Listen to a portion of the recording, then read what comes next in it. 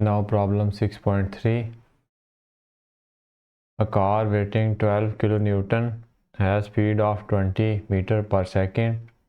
Find its kinetic energy. एक car है जिसका जो वेट है वो है जी 12 किलो न्यूटन. स्पीड है उसकी 20 मीटर पर सेकेंड. काइनेटिक एनर्जी मालूम करनी है. डाटा लिखेंगे. सबसे पहले कार का वेट है 12 किलो न्यूटन.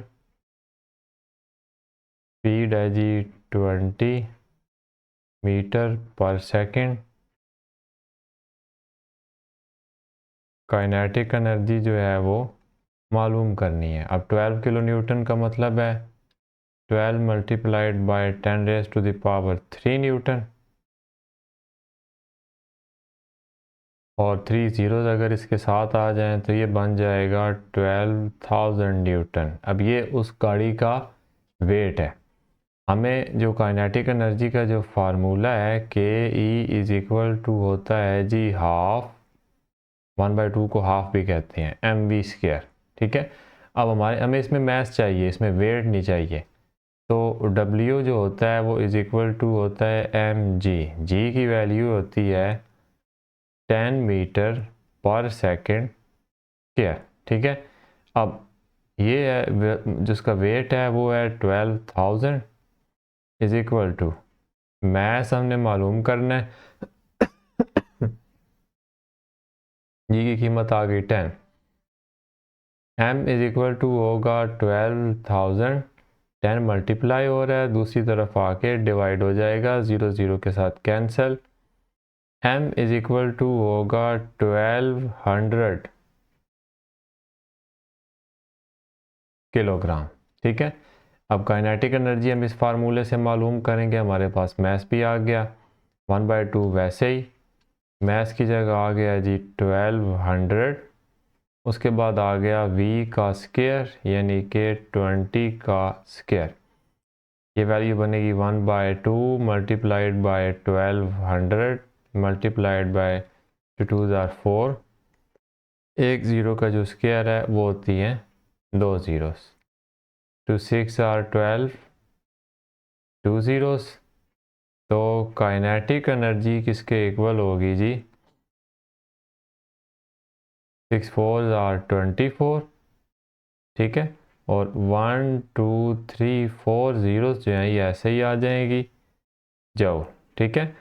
अब अगर इसको हमने शार्ट करना हो तो ये 10 रेज़ टू द पावर 3 के हिसाब से शार्ट हो सकती है, यानी डेसिमल पॉइंट यहाँ पे है. अगर मैं इसको 1 2 और 3 नंबर पीछे लाऊंगा तो यहाँ पे आ जाएगा, यानी कि काइनेटिक एनर्जी बन जाएगी 240 multiplied by 10 raise to the power 3 joule.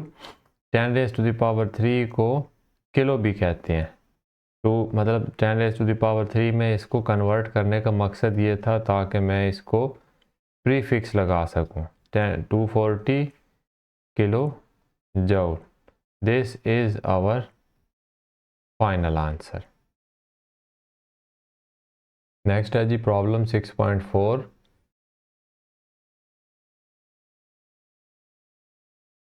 A 500 gram stone is thrown up with a velocity of 15 meter per second. Find its potential energy at maximum height, kinetic energy when it hits the ground. एक पत्थर है जी जिसका जो mess है वो 500 ग्राम है. अब ये मैस है, उसका वेट नहीं है. ये ऊपर फेंका जाता है जो 15 मीटर पर सेकंड की वेलोसिटी से. आपने मालूम करना है कि उसकी मैक्सिमम हाइट पे पोटेंशियल एनर्जी क्या होगी और काइनेटिक एनर्जी क्या होगी जब वो ज़मीन के साथ हिट करेगा. मिसाल है कि अगर मैं इस पोजीशन से पत्थर को फेंकता हूँ, ठीक है, तो सबसे पहले इसकी जितनी भी एनर्जी होगी यहाँ पे वो होगी काइनेटिक एनर्जी. काइनेटिक एनर्जी वो होती है जो किसी बॉडी की मूवमेंट की वजह से होती है, ये अपने पीक पे होगी. पत्थर मिसाल लेट से कि इस हाइट तक चला जाता है. अब इस हाइट तक आहिस्ता आहिस्ता ऊपर जाते उसकी काइनेटिक एनर्जी कम होती जाएगी और पोटेंशियल एनर्जी बढ़ती जाएगी, या आम अल्फाज में काइनेटिक एनर्जी पोटेंशियल एनर्जी में कन्वर्ट हो जाएगी. इस हाइट पे पहुंच के, मैक्सिमम हाइट पे पहुंच के जो पत्थर है उसकी काइनेटिक एनर्जी ऑलमोस्ट ज़ीरो हो जाएगी और वो कुछ देर के लिए रुक जाएगा। अब इस पॉइंट के ऊपर इसकी जो पोटेंशियल एनर्जी है ये अपनी मैक्सिमम पोजीशन पे होगी।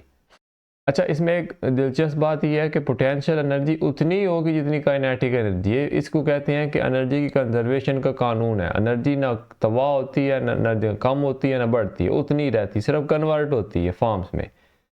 अब यहाँ से काइनेटिक एनर्जी ज़्यादा थी, पोटेंशियल एनर्जी कम थी। अब ऊपर जाना शुरू हुआ, काइनेटिक एनर्जी पोटेंशियल एनर्जी में कन्वर्ट होती जाएगी और मैक्सिमम पॉइंट पे काइनेटिक एनर्जी ज़ीरो होगी, पोटेंशियल एनर्जी मैक्सिमम हो जाएगी।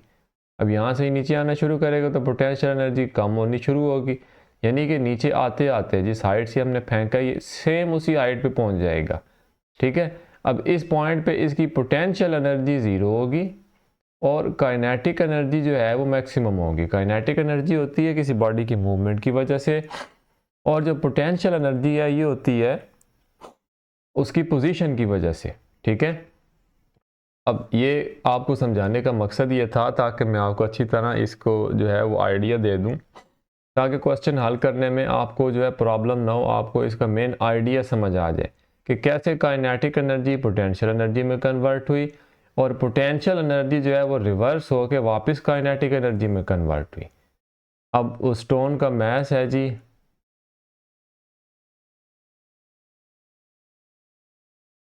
500 ग्राम। ठीक है,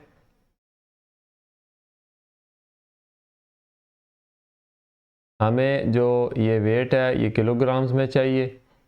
एक ग्राम के अंदर एक किलोग्राम के अंदर 1000 ग्राम्स होते हैं। ठीक है, छोटे यूनिट से बड़े यूनिट में जा रहे हैं, हम डिवाइड करेंगे, यानी कि 500 जो है ये 500 डिवाइड होगा 1000 से, 2 जीरो से कैंसिल, बाकी बचा 5/10। एक ज़ीरो की वजह से जो डेसिमल पॉइंट है वो एक नंबर पीछे चला जाएगा, 0.5 किलोग्राम जो है वो इसका आंसर बनेगा। ठीक है, अच्छा उसके बाद हमें जो दूसरी चीज़ है इस क्वेश्चन में दी गई वो उसकी स्पीड है। v इज़ इक्वल टू है जी 15 मीटर पर सेकेंड। ठीक है, अब सबसे पहले मैं ये वाला इस पॉइंट पे उसकी काइनेटिक एनर्जी कैलकुलेट करता हूँ जिससे वो फेंका गया था। ठीक है, और मज़े की बात ये है कि जितनी काइनेटिक एनर्जी होगी यहाँ पे उतनी पोटेंशियल एनर्जी होगी। ठीक है, और पोटेंशियल एनर्जी जब वापस कन्वर्ट होगी यहाँ पे जो स्टोन है वापस पहुँचेगा, ये उतनी काइनेटिक एनर्जी होगी जितनी ऊपर पोटेंशियल एनर्जी थी। यानी एक पॉइंट मालूम कर लें, बाकी सारे खुद ब खुद मालूम हो जाएंगे। अब काइनेटिक एनर्जी इसकी शुरू में क्या थी जी, हाफ mv², 1/2 m है जी 0.5 मल्टीप्लाइड बाय 15 का स्क्वायर।